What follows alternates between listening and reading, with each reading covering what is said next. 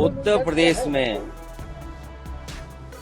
लगातार घटनाएं हो रही हैं और ये घटनाएं जो हो रही हैं वो सरकार की नाकामी की वजह से हो रही हैं।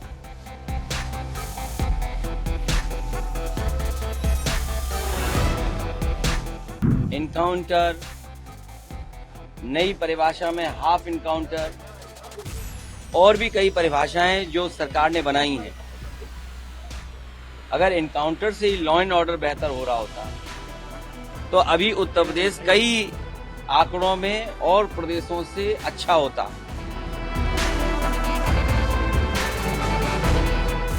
जीरो टॉलरेंस का नारा देने वाले उन्हें खुद अपने आप पर सोचना चाहिए। ये एडमिनिस्ट्रेटिव फेलियर था, सरकार का फेलियर था।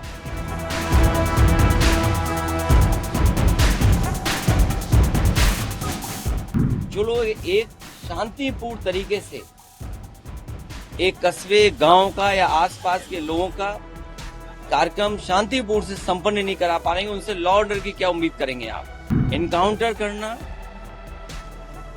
और नफरत को बढ़ावा देना, ये सरकार को नया तरीका मिल गया है काम करने का।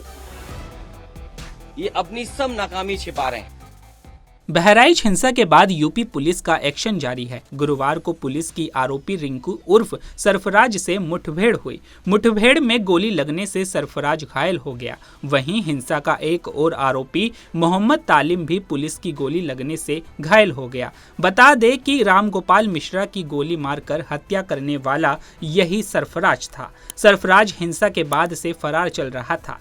पुलिस की टीमें इसकी तलाश में जुटी थी, लेकिन सफलता नहीं मिल रही थी। वहीं बहराइच में हुई पुलिस झड़प पर बोलते हुए समाजवादी पार्टी के अध्यक्ष अखिलेश यादव ने उत्तर प्रदेश सरकार के खिलाफ कड़ा रुख इख्तियार किया है। उन्होंने हमला करते हुए कहा कि अगर सरकार एक कस्बे में शांतिपूर्ण तरीके से एक यात्रा को नहीं निकलवा सकती तो राज्य में कानून व्यवस्था कैसे ठीक रखेगी। उत्तर प्रदेश में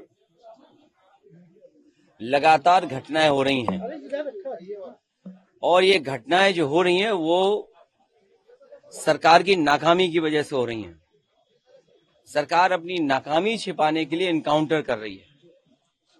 इनकाउंटर, नई परिभाषा में हाफ इनकाउंटर और भी कई परिभाषाएं जो सरकार ने बनाई हैं। अगर इनकाउंटर से ही लॉ एंड ऑर्डर बेहतर हो रहा होता तो अभी उत्तर प्रदेश कई आंकड़ों में और प्रदेशों से अच्छा होता। जीरो टॉलरेंस का नारा देने वाले उन्हें खुद अपने आप पर सोचना चाहिए। ये एडमिनिस्ट्रेटिव फेलियर था, सरकार का फेलियर था कि जब वहां पर तय था, पुलिस की जानकारी में था, तो आखिरकार आपने शांतिपूर्ण ढंग से क्यों नहीं प्रोसेशन को ले जाने दिया या उस कार्यक्रम को संपन्न क्यों नहीं करा पाए? जो लोग एक शांतिपूर्ण तरीके से एक कस्बे, गांव का या आसपास के लोगों का कार्यक्रम शांतिपूर्ण से संपन्न नहीं करा पा रहे हैं, उनसे लॉ ऑर्डर की क्या उम्मीद करेंगे आप? और फिर ये इनकाउंटर, हाफ इनकाउंटर, ये डराने के लिए हैं। आप मुझसे ना नाम बताते ना कुछ बताते, तब भी मैं कह सकता था कि इनकाउंटर किसका किया इन्होंने। इनकाउंटर करना और नफरत को बढ़ावा देना, ये सरकार को नया तरीका मिल गया है काम करने का। ये अपनी सब नाकामी छिपा रहे हैं। याद कीजिए, उससे पहले दुनिया में कहीं ऐसा होता हो कि जब पहले इनकाउंटर पे सवाल उठाओ मंगेश पर, तो सरकार कहती है क्योंकि हमें बैलेंस करना है तो उसमें क्षत्रिय को भी मार दिया। तो ये कहां का लॉ एंड ऑर्डर है? कहां की ये व्यवस्था है जहां पर आप बैलेंस करने के लिए किसी की जान ले रहे हैं? और सरकार अपनी नाकामी छिपाने के लिए खासकर इस तरह के इनकाउंटर कर रही है।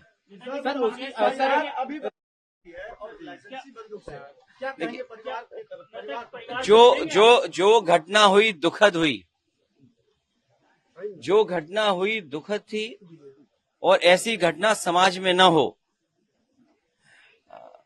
जो वहां पर फेलियर था, हमारे साथी ये पूछ रहे हैं कि आप क्या करते या क्या परिवार से मिलेंगे। जो दुखी परिवार होगा उसको न्याय दिलाने के लिए हम लोग काम करेंगे। लेकिन सवाल ये वही खड़ा हो जाता है कि सरकार की नजर में भेदभाव नहीं होना चाहिए। सरकार जो अंग्रेजों ने कभी नारा दिया था डिवाइड एंड रूल, सरकार उसी पे काम कर रही है, डिवाइड एंड रूल। ये आम लोग जानते हैं, आम लोग ये बात जानते हैं। और आप तो पत्रकार लोग हैं, बुद्धिजीवी हैं, और पड़ोसी जिले का मामला है, आप मुझसे बेहतर जानते होंगे कि ये घटना हुई नहीं है, घटना कराई गई है। और कराई गई के लिए दोषी कौन होगा?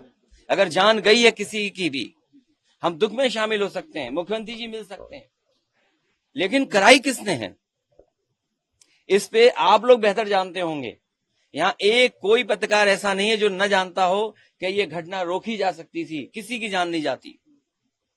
अगर जान गई है, हम दुख बांटने से ज्यादा, जो आज सरकार भी दुख बांट रही है, सरकार को इस बात पे दुख करना चाहिए था कि घटना क्यों हो गई, होनी नहीं चाहिए थी। सर, सरफराज की बहन का कहना यह है कि कल पुलिस ने गिरफ्तार किया था और आज देखिए, एनकाउंटर दिखाया, कल गिरफ्तार ये उत्तर प्रदेश की पुलिस को बिगाड़ दिया है। उत्तर प्रदेश की पुलिस को बेहतर करने के लिए डायल 100 से लेकर के और सुविधाएं दी। कई कार्यालय इन पुलिस के पास नहीं थे, वो कार्यालय दिए।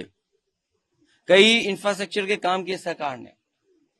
लेकिन जो पुलिस का तरीका हो गया है, जब कभी भी जांच होगी, बहुत से दोषी लोगों के खिलाफ कार्रवाई होगी, जेल भी जाएंगे। और आपको तो वो दिन भी याद होगा जिस समय अखबार में निकला था, इसी प्रदेश के, इसी सरकार के सबसे पहले डीजीपी, उन्होंने कहा कि ये पुलिस जो आज इनकाउंटर कर रही है, कल इनके साथ कोई खड़ा नहीं दिखाई देगा।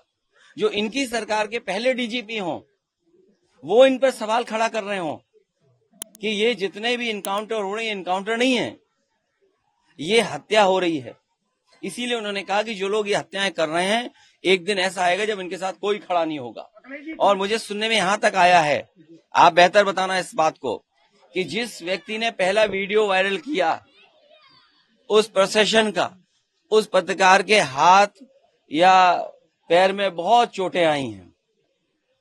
उसमें बीजेपी के लोगों ने उसे बहुत मारा है। अगर बीजेपी के लोग पत्रकार को मार रहे हैं या बीजेपी के लोग पत्रकार को जेल भिजवा रहे झूठे मुकदमे में, तो समझ लीजिए क्या छिपा रहे हैं, कुछ तो छिपा रहे हैं ना। अरे मुख्यमंत्री जी से जो मिलाया हो उसे क्या मुआवजा, क्या नौकरी की बात करें हम? अच्छा बताइए, मुख्यमंत्री जी के साथ जो 2 घंटे वक्त गुजारा हो, उन्हें तो सरकारी नौकरी देनी चाहिए। और फिर जो फेक एनकाउंटर में निकलेंगे, उनको क्या नौकरी देंगे क्या ये?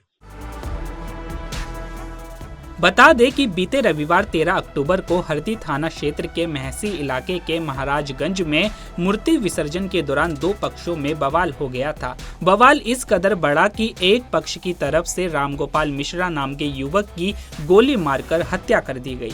रामगोपाल की हत्या के बाद से तनाव इस कदर बढ़ा कि लोग आगजनी और तोड़फोड़ पर उतारू हो गए। दुकानों, गाड़ियों और घरों को आग के हवाले कर दिया गया। तो अभी के लिए केवल इतना ही। ऐसी ही तमाम खबरों के लिए बने रहिए पंजाबकेसरी.com पर। नमस्कार।